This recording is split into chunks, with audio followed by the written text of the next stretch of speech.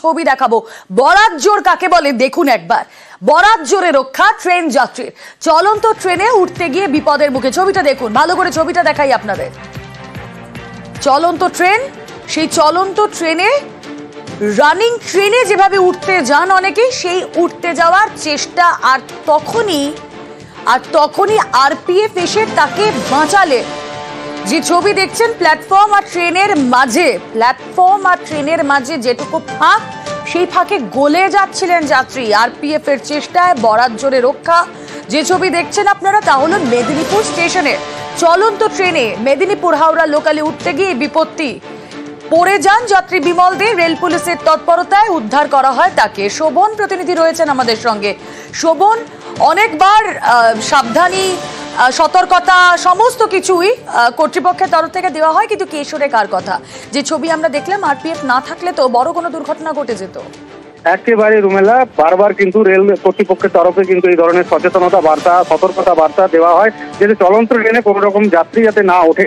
কিন্তু বারবার আমরা লক্ষ্য করি, এর আগেও এই ধরনের ঘটনা ঘটেছে। আজও আবার সন্ধ্যে নাগাদ মেদিনীপুর হাওড়া লোকালে চলন্ত ট্রেনে কিন্তু উঠতে যায় বিমল দে নামে এক যাত্রী, এবং সেই সময় কিন্তু কোনো রকমের পা ফসকে পড়ে যায়।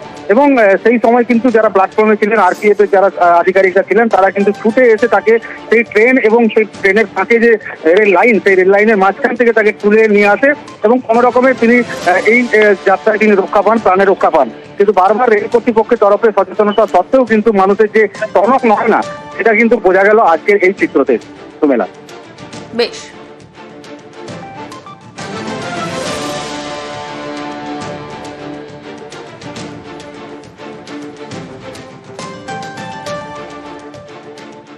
ট্রলি সুটকেসে দেহ উদ্ধারের ঘটনা আবারও। এবার উত্তর দিনাজপুরের ইসলামপুরে পুলিশের সন্দেহ, খুন করে দেহ ভরা হয়েছে ট্রলি সুটকেসে, আর তারপর সেটা ফেলা হয়েছে ভুট্টার ক্ষেতে।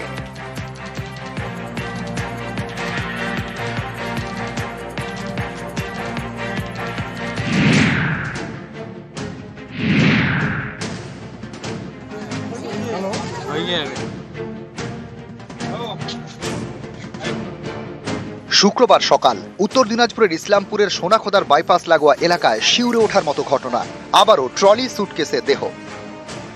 ভুট্টার খেতেই লাল ট্রলি সুটকেস পড়ে থাকতে দেখেন স্থানীয়রা। সন্দেহ হয়, পুলিশে খবর দেন। আমি দেখলাম সুসে পড়া ছিল আর কি, ভিতরে কি আছে না আছে সেটা আমি বলতে পারবো না, কিন্তু সুসে উপরে যে আর কি চিরা ছিল আর কি। কি কালারের সুটকেস ছিল? লাল কালারের, রেড কালারের। রাত্রে 11টার সময় ছিল না, তারপরে হয়েছে ঘটনা। আমার মনে হচ্ছে বাইরে থেকে ফেলে দিয়েছে মনে হয়।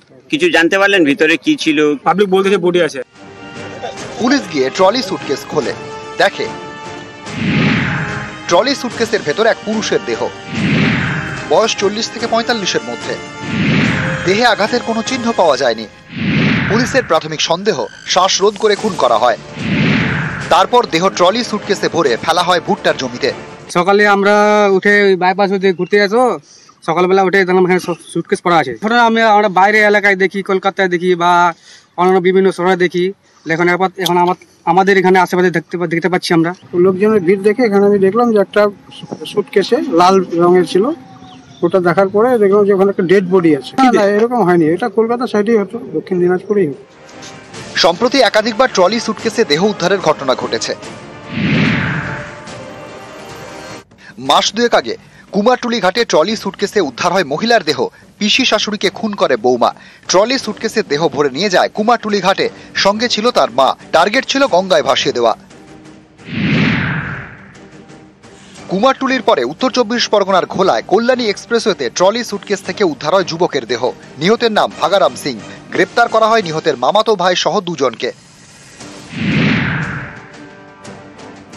এরপর বাগুইআটির দেশবন্ধুনগর ট্রলি সুটকেস থেকে উদ্ধার হয় মুর্শিদাবাদের মহিলার দেহ। এবার উত্তর দিনাজপুরের ইসলামপুরে ট্রলি সুটকেস থেকে দেহ উদ্ধার। নিউজ 18 বাংলা। ফারাক্কার নদীর চরে শিক্ষকের দেহ, খড়দার শিক্ষকের রহস্য মৃত্যু। ফারাক্কার নদীর চর থেকে উদ্ধার শানু মণ্ডলের দেহ। কি বলছে পরিবার, পুলিশ সূত্রে কি খবর জানবো? প্রতিনিধি সুবীর রয়েছেন সঙ্গে। সুবীর, দেখো, গত সপ্তাহে এই যে 25 বছরের যিনি শিক্ষক শানু মণ্ডল, তিনি কিন্তু কর্মসূত্রে কাজ করেন মালদা কালিয়াচকের একটি স্কুলে। কিন্তু গত সপ্তাহে কিন্তু তিনি এসেছিলেন বাড়িতে এবং এতে কিন্তু পরিবারের লোকের সঙ্গে দেখা করে তিনি কিন্তু বেরিয়ে যান শনিবার দিন। এবং শনিবার দিনে কিন্তু মালদা থেকে বোলপুরে একটি পরীক্ষা দেওয়ার জন্য তিনি গিয়েছিলেন। তারপর থেকে কিন্তু রোববার দিন শেষ কথা হয় ফোনে পরিবারের সঙ্গে। তারপর থেকে কিন্তু তার ফোন সুইচ অফ থাকে। এবং তারপরে গত মঙ্গলবার কালিয়াচক থানায় যখন পরিবারের লোকজন যায়, গিয়ে যখন নিখোঁজের অভিযোগ করতে যায়, পুলিশ অভিযোগ নিতে চায় না, এমনটা কিন্তু পরিবারের লোকের অভিযোগ। এবং তারপরে কিন্তু বুধবার দিন কালিয়াচক থানা থেকে তাদেরকে ফোন করা হয় যে এক যুবকের মৃতদেহ পাওয়া গিয়েছে ফরাক্কা ব্যারাজের 63 নম্বর গেটের নদীর চরে। এবং তারপরে কিন্তু পরিবারের লোকজন গিয়ে দেহ শনাক্ত করে এবং ময়নাতদন্তের পরে কিন্তু গতকাল অর্ধয়ের বাড়িতে কিন্তু আছে এই শানু মণ্ডলের মৃতদেহ। এবং গোটা বিষয়ে কিন্তু খুনের অভিযোগ করেছে শানু মণ্ডলের পরিবারের লোকজন। এবং এই গোটা ঘটনায় পুলিশি নিষ্ক্রিয়তার কিন্তু অভিযোগ করেছে শানু মণ্ডলের পরিবার।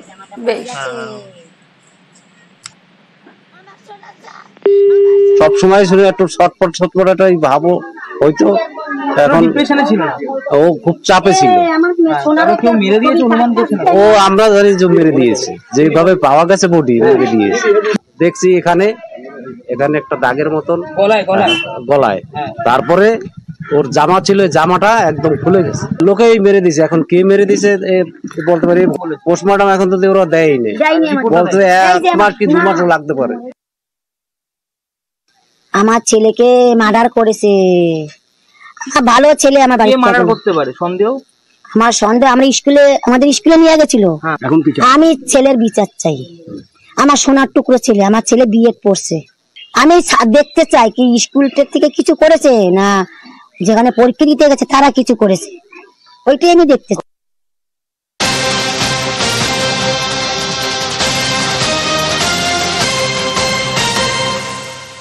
সন্দেশখালীতে থান শাসানি শাহজাহান সাগরেবদের বিরুদ্ধে জুলুমবাজির অভিযোগ।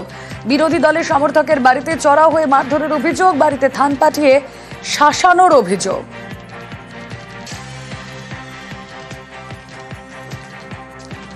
আমার স্বামী একটা প্রতিবন্ধী মানুষ, তাকে রাস্তায় ফেলে মারধর করতে আমার দেওর ছুটে গেছে, দেওরকে মারধর করেছে। ভাসুর থাকা থেকে ভাসুরকে মারধর করেছে। আমি গেছিলাম থেকে আমাকে খুব মারধর করে এবং অধিক ভাষায় গালাগালি আমাকে দেন। আমার ছেলেরা যেতে আমার ছেলেদেরকে ছুঁড়ে ফেলেছে। আমরা খুব ভয়ে আতঙ্কে আছি। শেখ শাহজাহানের দল বলে এসে বলছেন থান দিয়ে গেছে, বলছে তোকে থান পরাবো। আমার কারণ একটা বলে তোর বিজেপি, আমি বিজেপি করি বলে আমার এই অপরাধ। শেখ শাহজাহানের লোকজন এখনো ঘুরে বেড়াচ্ছে, কেডার বাহিনী, তারা দাপিয়ে বেড়াচ্ছে। আমাদের রান্না খাওয়া বন্ধ হয়ে গেছে। ছেলে টিউশনে যাচ্ছে, ছেলেকে হুমকি দিচ্ছে। ভীষণ আতঙ্কে আছি। মেরে আমার হাতে শাঁখা ভেঙে দিয়েছে, সিঁদুর মুছে দিচ্ছে। বলুন আমরা কি করে বাঁচবো? রাতে আমার বাড়িতে আদলাই ছুঁড়ে মেরেছে। আমি অভিযোগ করেছিলাম থানায়, তাদের এখন অ্যারেস্ট করেনি। দেগঙ্গায় জমি বিবাদের জেরে আক্রান্ত বিজেপি বুথ সভাপতি, লাঠি বাঁশ ইট দিয়ে বেধড়ক মারধরের অভিযোগ বুথ সভাপতির ছেলেকেও। 5 প্রতিবেশীদের বিরুদ্ধে হামলার অভিযোগ। আশঙ্কাজনক অবস্থায় বারাসাত জেলা হাসপাতালে ভর্তি বাবা ও ছেলে। অভিযুক্তদের সন্ধানে দেগঙ্গা থানার পুলিশ। পাল্টা মারধরের অভিযোগ অভিযুক্তের স্ত্রী।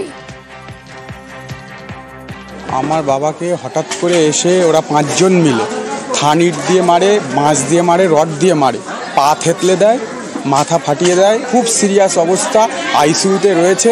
মারধর করলো কারণ হচ্ছে আমাদের জমিতে ওই বাংলাদেশি লোক প্রায় 12-13টা ফ্যামিলি আছে। ওরা হঠাৎ পাকা বাড়ি করছে। আমার বাবা বলছে তোরা পাকা বাড়ি করছিস, আমার জমিতে থাকিস, তা আমাদের একবার জিজ্ঞেস করলি না? এই কথা কেন বলেছে, তার জন্য এই আক্রমণ। আমি চাচ্ছি পুলিশ প্রশাসন ওরা বাংলাদেশের জন্য না যেতে পারে সেটা আটকানো। শাস্তি তো অবশ্যই চাইছি। উনি প্রতিদিন এখানে যাতায়াত করে আর আমাদের বাড়ির দিকে তাকাতে যায়। আমার ওই বৌমা কলে গেছে জল আনতে, উনি এসে জিজ্ঞাসা করলো বাড়ির সব কোথায়। মদ্যপান অবস্থায় ছিল। তখন আমি বলছি কি যে আপনি সরে যান, আসবেন না।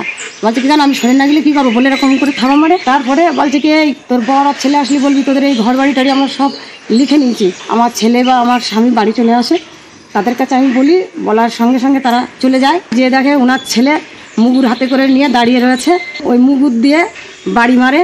আমার বড় ছেলেরে আমার স্বামীর গলা টিপে ধরে। যে জমিটা নিয়ে সমস্যা, জমিটা কাদের? এই জমিটা হচ্ছে ভেস্টের জায়গা। কোচবিহার এবং নদিয়ায় পথ ভোগান্তি। মেখলিগঞ্জে বরাদ্দ হওয়ার পরও আটকে পাকা রাস্তা তৈরির কাজ। স্থানীয়দের অভিযোগ প্রাক্তন পঞ্চায়েত প্রধান বাধা দিচ্ছেন। রানা